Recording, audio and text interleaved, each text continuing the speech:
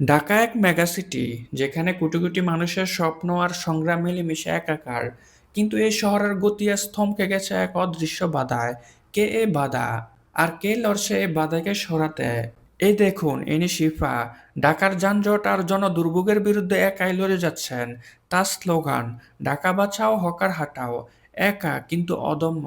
তার পাশে হয়তো আজ কেউ নেই, কিন্তু তার কণ্ঠস্বর কোটি মানুষের অব্যক্ত কষ্টকে তুলে ধরেছে। শিফার প্রশ্ন খুবই যৌক্তিক। যেখানে ঢাকার রাস্তায় এমনিতেই যানজটে ঘন্টার পর ঘন্টা নষ্ট হয়, সেখানে গুরুত্বপূর্ণ ফুটপাত ও রাস্তাগুলোতে হকারদের বসতে দিয়ে কেন মানুষের ভোগান্তি আরো বাড়ানো হচ্ছে? কর্মজীবী মানুষ থেকে শুরু করে জরুরি প্রয়োজনে বের হওয়া মানুষ, সবাই এই যানজটের শিকার।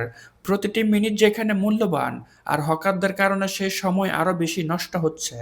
শিফা একা হলেও তার এই লড়াই শুধু তার একার নয়, এটা ঢাকার প্রতিটি নাগরিকের জন্য। তার এই সাহসী পদক্ষেপ আমাদের মনে করিয়ে দেয়, পরিবর্তন আনার জন্য একজন মানুষই যথেষ্ট, যদি তার যুক্তি আর উদ্দেশ্য সৎ হয়। ঢাকার আরও মানুষের উচিত শিফার পাশে দাঁড়ানো, কারণ এই শহর আমাদের সবার, আর এই শহরকে বাঁচানোর দায়িত্ব আমাদের সবার। শিফার লড়াই কি সফল হবে? ঢাকা কি ফিরে পাবে তার হারানো গতি?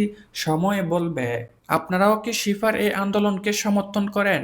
কমেন্ট করে জানান আপনার মূল্যবান মতামত, এবং ভিডিওটি শেয়ার করে শিফার বার্তা সবার কাছে পৌঁছে দেন।